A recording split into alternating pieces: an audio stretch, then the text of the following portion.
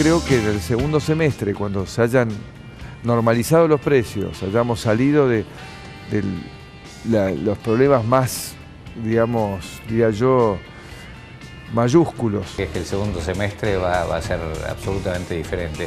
Vamos a haber digerido todos los malos tragos que hubo que digerir para salir de una situación crítica.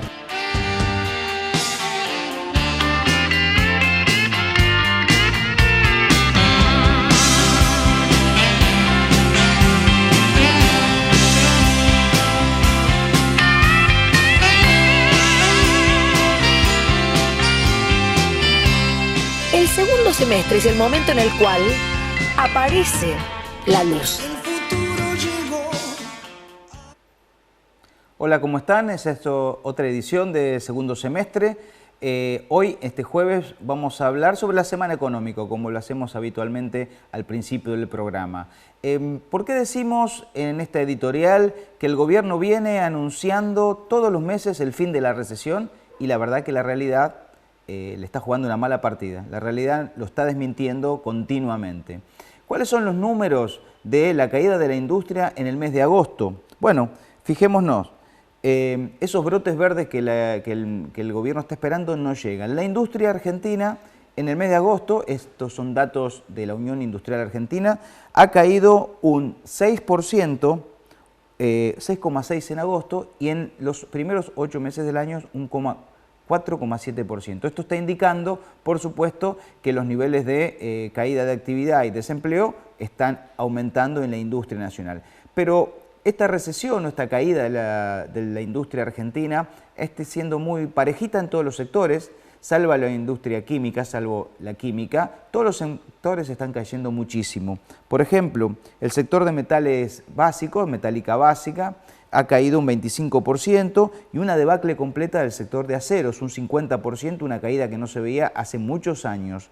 El tema automotriz, 9% de caída, y también en los materiales no metálicos, por ejemplo el cemento, que el gobierno había dicho que había empezado a recuperarse. También en agosto la Unión Industrial está diciendo que también caen el sector de compra y venta de metales, de minerales no metálicos. También los alimentos, hablábamos en otro programa de la industria láctea, bueno, también molienda de trigo y todo el sector de industria alimenticia, tanto para la exportación como para el mercado interno, está cayendo un 4,6%. También hay un dato que se reveló esta semana, que es la caída en el consumo de electricidad del sector de comercios y de la industria. Cayó un 4% en comercio y 5,8% en la industria. Ahora, esto del lado de la oferta de bienes, ¿cómo se relaciona esto? ¿Por qué son estas caídas importantes en la industria nacional? Habíamos dicho una caída fuerte de los salarios reales y por el otro lado también una caída, digamos, un aumento de las importaciones hacen que muchos de los bienes que antes consumíamos, que eran de industria nacional, ahora sean consumidos y son de industrias de otros países del mundo. Pero si nosotros vimos recién la oferta de bienes, la industria cayendo, vamos a analizar los temas por el lado de la demanda. ¿Por qué cae la industria? Bueno, ha caído mucho la demanda de productos industriales.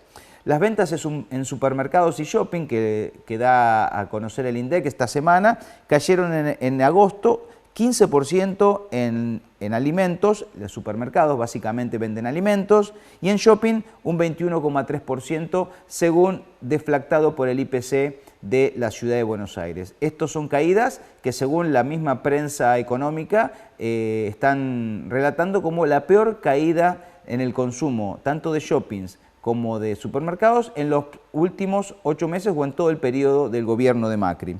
Ahora, si hay un termómetro que uno puede analizar sobre caída de actividad, caída de ventas, son las ventas para los días, por ejemplo, Día de la Madre, Día del Padre y Día de los pibes, ¿no? Los días del niño. Vamos a analizar qué pasó con la medición que hace CAME, la Cámara Argentina de la Mediana Empresa, sobre ventas para el Día de la Madre. Bueno, las ventas del Día de la Madre cayeron, como podemos observar, la semana pasada, para este domingo, un 4,8%.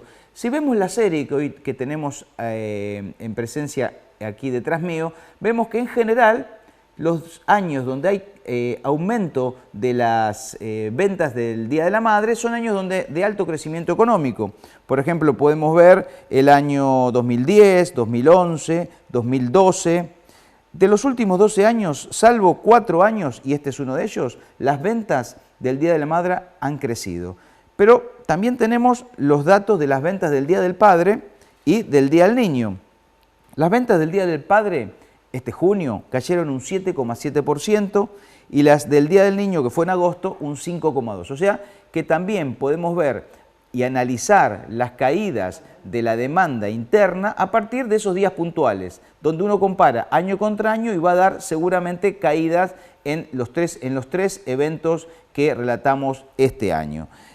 ¿Cómo intenta el gobierno de alguna forma revertir esta situación? Bueno, está la discusión del bono de fin de año, un bono que en el sector público se está discutiendo, las provincias dijeron que no lo van a dar, no están en condiciones de darlo, y las pymes, según también CAME, que no han sido sentado a la mesa de negociación, digamos, de esta mesa que el gobierno está convocando a trabajadores y empresarios, donde se sientan los grandes empresarios y la CGT, estamos en presencia de un bono a fin de año que si fuera de 2.000 pesos no estaría ni permitiendo a los trabajadores recuperar la inflación de los últimos meses. ¿Qué quiere el gobierno con esta medida? Bueno, primero mostrar el diálogo entre empresarios y trabajadores y gobierno, que la verdad que tendría que haber empezado el año pasado, no ahora que los trabajadores estamos perdiendo en esta carrera. Y segundo, quiere dar un aire a la negociación paritaria para que el año que viene, lo vamos a ver en el segundo bloque, vamos a intentar a partir del análisis de lo que nosotros vamos a hacer un nuevo ciclo en este programa o unas pastillitas que son sonceras económicas, vamos a analizar por qué el gobierno está intentando que este bono de fin de año elimine la posibilidad de conflicto para las paritarias el año que viene. En el segundo bloque vamos a hablar sobre esto que vamos a llamar sonceras económicas, qué dice en general el gobierno y la economía más tradicional sobre algunos temas y qué está pasando en la Argentina. Y en el último bloque vamos a tener, no completamente, pero sí una pequeña parte de la entrevista que le hicimos a la directora del Museo Udaondo, la profesora María Teresa Tartaglia. Así que vemos en un minutito, vemos los temas de las sonceras económicas y después un pedacito del programa o del reportaje a María Teresa.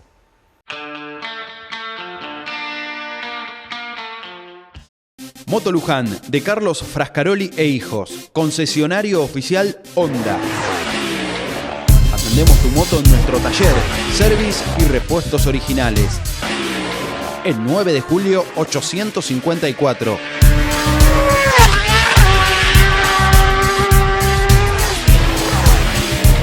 Maneja responsablemente. Usa casco.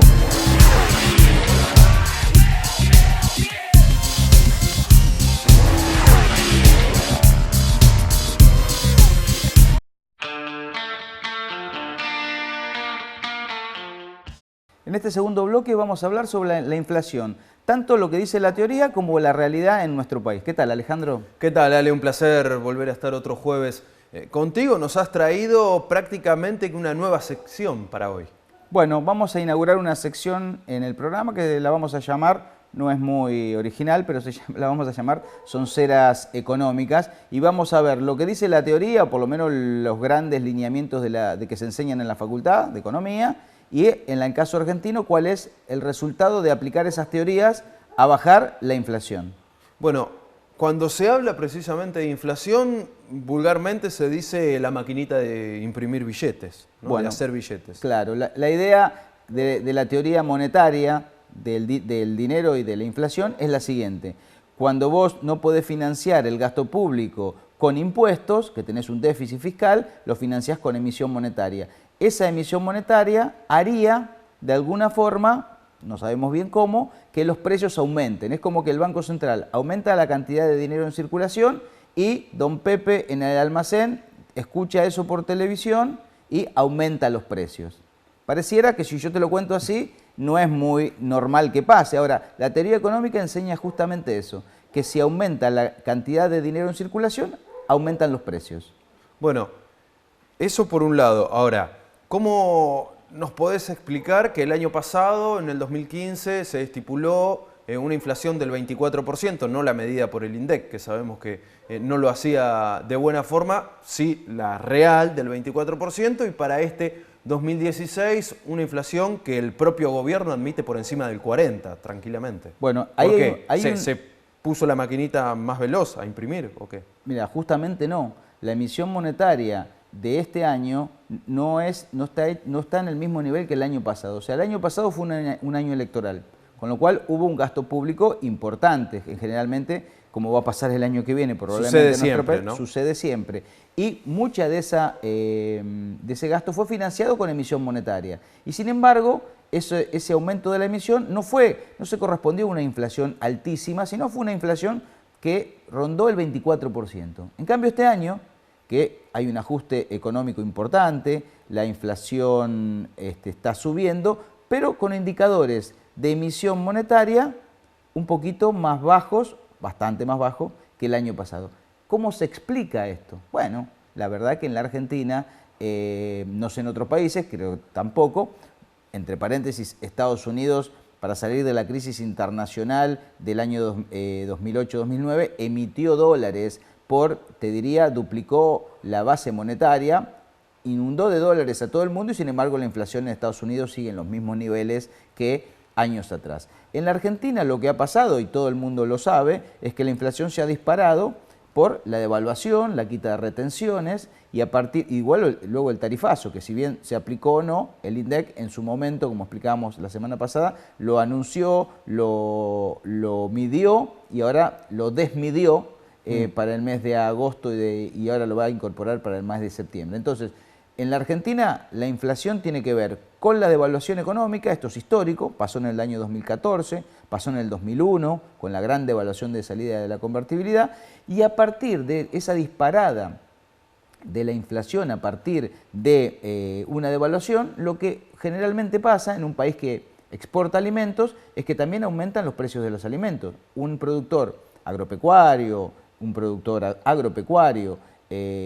también ve que sus precios ahora en dólares son más caros, entonces si puede exportar a un precio mayor, lo va a vender también a un precio mayor en el mercado interno. Por eso estaban las retenciones. Este año, eliminándose las retenciones, no estaba esa posibilidad de que los empresarios del campo pudieran tener ese control en cuanto a al aumento de los precios. O sea, ¿cómo viene a funcionar allí la retención? Usted roba, Alejandro, tenés maíz sin retención, lo vendés afuera porque no te retiene nada el Estado. Exactamente, con las retenciones... Porque te conviene más afuera, digo.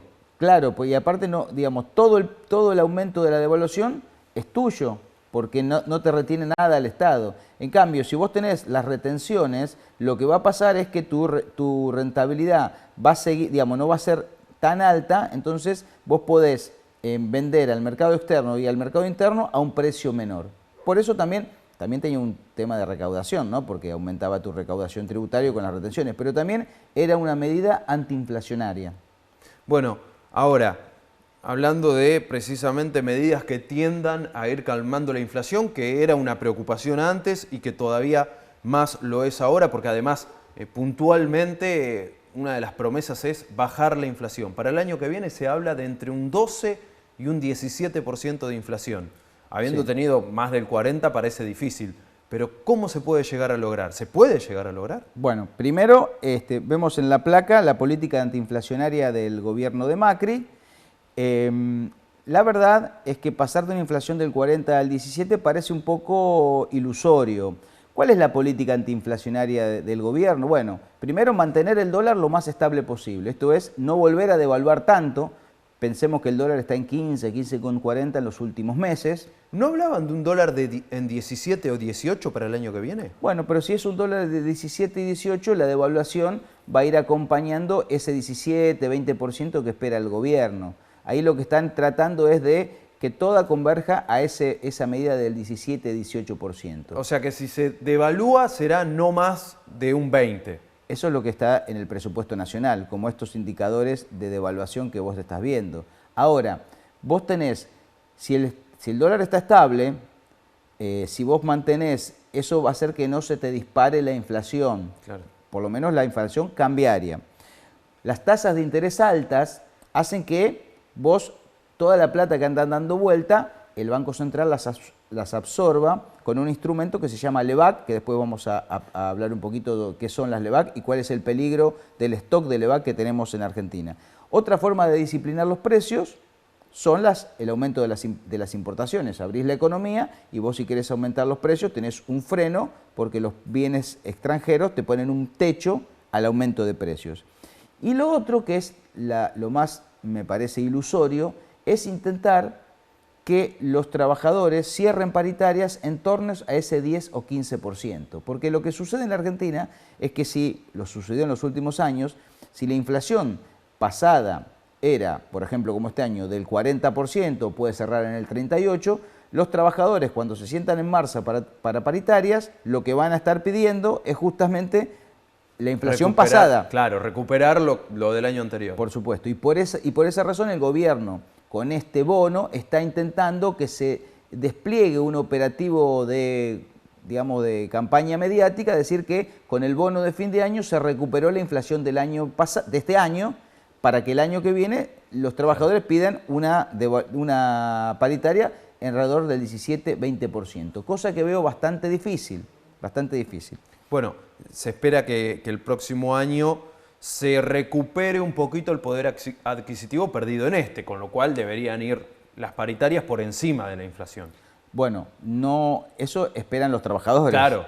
El gobierno espera, como dijo Prat Gay este año, que los trabajadores digan que tienen que elijan entre salarios y empleo. O sea, me quedo quieto en términos de empleo, o sea, mantengo el empleo con salarios más bajos. Lo que pasa es que eso es una sábana corta, porque si los salarios reales vuelven a caer el año que viene, como todo pareciera que va a pasar, la caída va a ser también de la economía. Del consumo todavía más. Por supuesto. Ahora, a mí lo que más me preocupa no es la política del gobierno en términos inflacionarios, sino las consecuencias que tiene en términos de nivel de actividad. Digamos, acá tenemos una diferencia muy grande con lo que se venía haciendo el año pasado. Claro, porque bajar la inflación tiene un costo.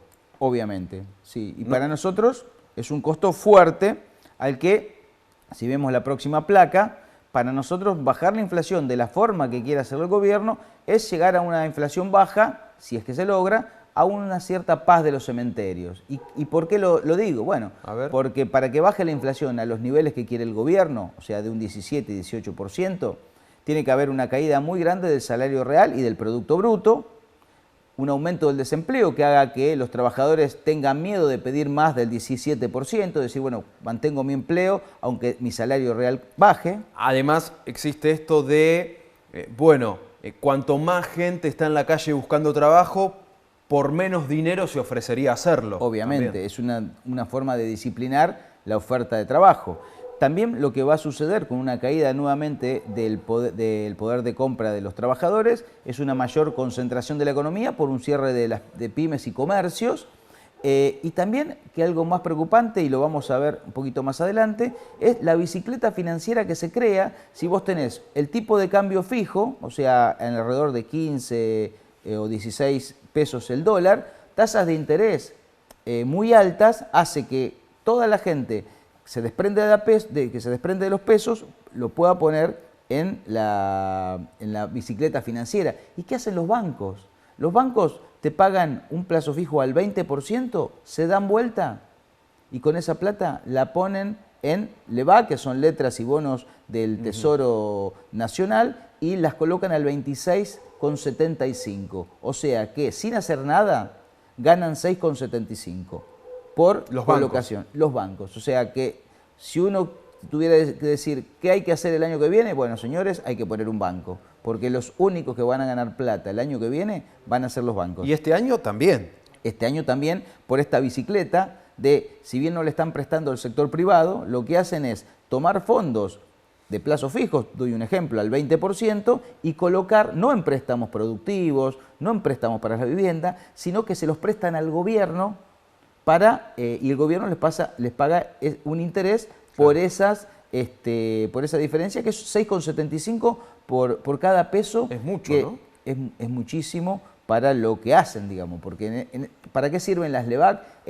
Vos emitís, por ejemplo, para pagar los sueldos y por el otro lado absorbés esos pesos para que no se te vaya a los precios según el gobierno a partir de este instrumento que son las LEVAC, que son un instrumento financiero que emite el Banco Central y el Gobierno Nacional para absorber los pesos que según el gobierno sobran de la economía. Ahora, hablaste de bancos y hay una interna bastante fuerte, parece, entre el presidente del Banco Central, Federico Sturzenegger, y el ministro de Hacienda, el hombre fuerte, uno de los hombres fuertes del proyecto económico, que es Alfonso Prat-Gay.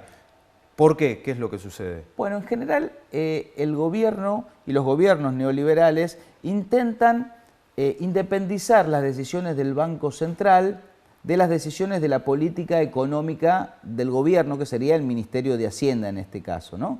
Ahí vamos a ver en la última placa algunas cosas que se estuvieron diciendo en los últimos días respecto, por ejemplo, el ministro de Economía, Prat-Gay, acaba de decir que no hay ningún banco central en el mundo que esté tan aislado como para concentrarse únicamente en la inflación, y lo segundo que dijo fue: las tasas de interés están demasiado altas dada la tendencia declinante de la inflación.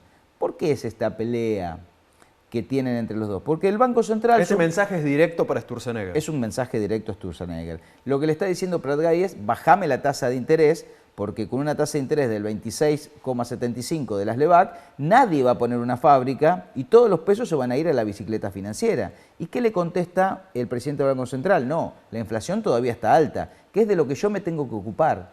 O sea, según el Banco Central, no es lo que dice la Carta Orgánica del Banco Central. El Banco Central se tiene que ocupar de la inflación, pero también del crecimiento económico. Eso dice la Carta Orgánica del Banco Central, que se aprobó en el año 2012. En cambio, un gobierno neoliberal lo que dice es: yo me voy a ocupar solamente de la inflación. Lo demás es un problema del ministro de Hacienda. Ahí está la pelea entre alguien que quiere salir de la recesión. Decíamos en el editorial que todos los meses se está anunciando el gobierno que se sale de la recesión y nunca pasa. Ahora, también tiene razón el presidente del Banco Central, porque las expectativas de inflación de octubre son de más de 2,3%, con lo cual está desmintiendo el propio Prat-Gay, que dice que la inflación ya la tenía domada. Entonces, hay como objetivos diferentes. El Banco Central tiene un objetivo de bajar la inflación. No le importa qué pase con el nivel de actividad. No le importa qué va a pasar con el stock del LEVAC, que ahora vamos a hablar un segundito. Y por el otro lado, el ministro Prat-Gay lo que quiere es que la economía funcione, porque su problema es la recesión, no es tanto la inflación. Aunque los dos, digamos, están empeñados en bajar la inflación, que sería una cosa importante para todos los argentinos. ¿Macri qué dice a todo esto? Bueno, Macri... ¿Está al nivel como para incluso intervenir con ciertos argumentos o como para intermediar? Bueno, Macri por su propia ideología está mucho más de acuerdo con el presidente del Banco Central que con el ministro Prat-Gay, porque su objetivo primordial, porque ellos piensan que bajando la inflación se crece, que no importa qué pasa con la actividad, porque uno baja la inflación, se estabilizan los precios y eso recrea la inversión y vuelve la economía a funcionar. La verdad que en los últimos años la inflación no fue baja. Hubo una inflación promedio en los últimos años de más de 20% y sin embargo la economía crecía. Entonces hay un componente de crecimiento que está más allá de los niveles de inflación. No quiero decir que no sea bueno que la inflación sea más bajo. Ahora, el problema de la inflación no es el nivel, sino si los salarios están por encima de ese nivel o no. Es la forma que tiene una economía para arrancar. Que los salarios, que los ingresos de la gente estén por arriba de los niveles de precio. Eso hace que la gente gaste más y así todo el círculo virtuoso de la inversión y el crecimiento comienzan de nuevo su ronda, que es lo que no está pasando.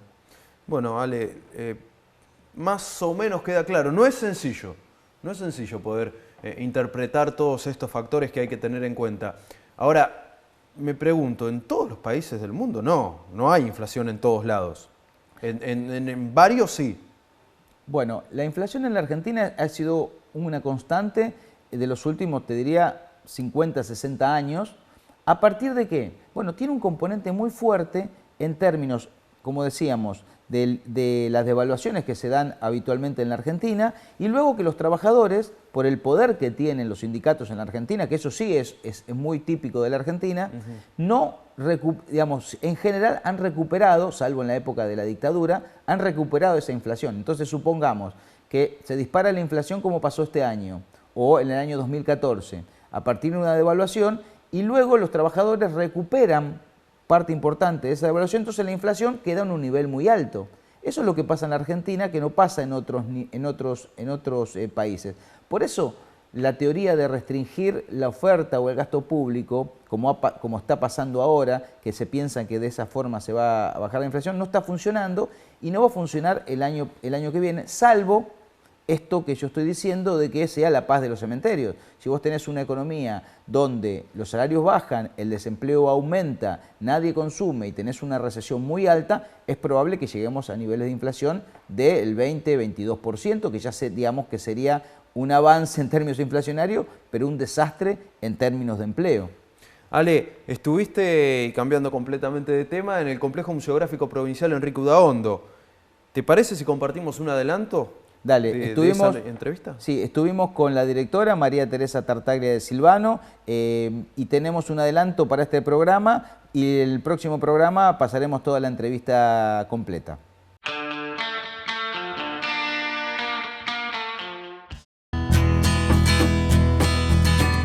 En la localidad de Torres se encuentra el vivero productor más antiguo de la zona. Vivero Di Stefano, 02323 493 130. Calidad, variedad y buen precio. Con promociones a paisajistas y revendedores. Vivero Di Stefano tiene servicio de envío. Árboles, arbustos, frutales, semillas de huerta, insumos y fertilizantes. Desde 1972, Vivero Productor Di Stefano, Ruta 192, kilómetro 14,5 Torres.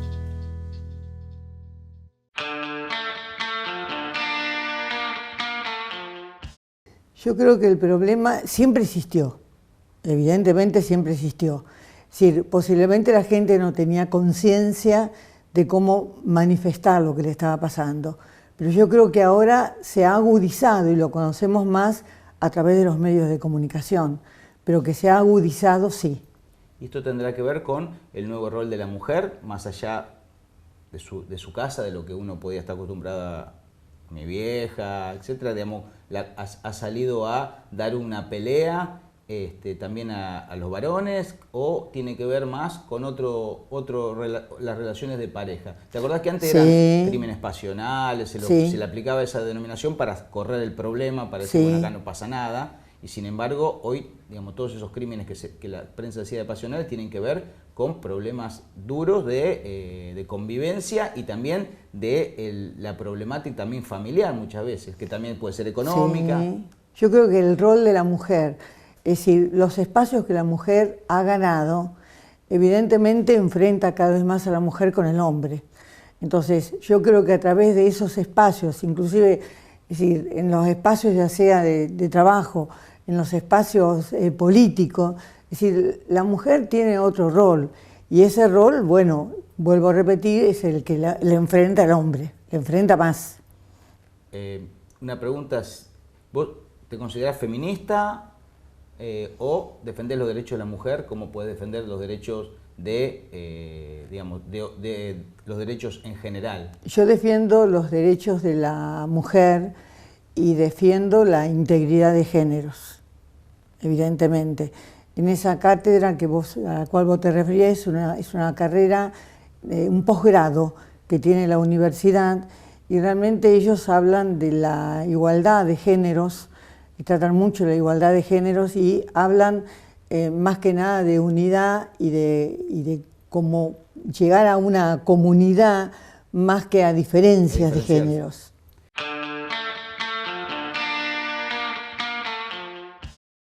Bueno, esto fue solo una pastillita de la entrevista completa que vamos a pasar el próximo programa sobre a la directora del Museo Udaondo, la profesora María Teresa Tartaglia. Vamos a hablar de la relación del museo y los lujanenses, vamos a hablar también del tema Ni Una Menos y también un debate interesante que hicimos con mi ex profesora María Teresa Tartaglia, profesora de Historia Argentina, sobre la historiografía mitrista, el tema de si la grieta es un producto de los últimos años o hay grieta desde hace más de 200 años. Me parece una entrevista muy interesante con una persona que es muy reconocida en el ámbito de la cultura y de la historia en la ciudad de Luján. Casi que una continuidad o una visión diferente incluso de aquella entrevista al historiador Roque Cataño. Que tuvimos la semana pasada. Claro. Sí, justamente son dos historiadores y tienen origen de extracción, son de extracción radical los dos. Es cierto, sí, buen punto. ¿Y tienen alguna mirada similar o van por caminos diferentes? No, yo creo que tienen una mirada similar en términos de los movimientos sociales en la Argentina y la crítica, tal vez una crítica a la historiografía mitrista, o sea, la historia oficial, la historia Villiquín, digo yo, que nos enseñan generalmente en la escuela, pero con alguna diferencia que si se ven los dos reportajes se van a notar cuál puede ser la diferencia. Bueno, eso será el jueves que viene, la vamos a poder tener, como siempre, todos los jueves a las 22, entrevista, un mano a mano completo con la directora del Complejo Museográfico Provincial. Me quedaba pendiente, porque hablamos en el programa de hoy de inflación, de las LEVAC, y escuchaba por allí que hay más millones en LEVAC, miles de millones en realidad, de dólares incluso, que de reservas del Banco Central. Sí, yo creo que ese es un problema de la economía argentina, que para frenar la inflación, el gobierno lo que está haciendo es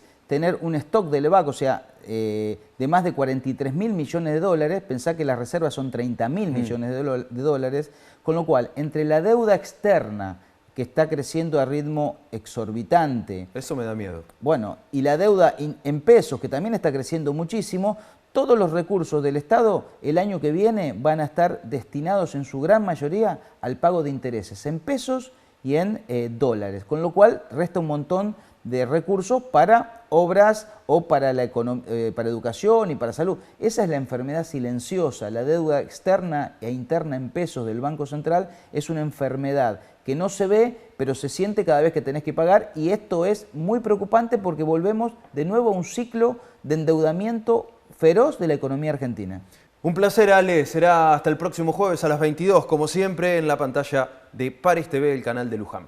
Los esperamos entonces el próximo jueves.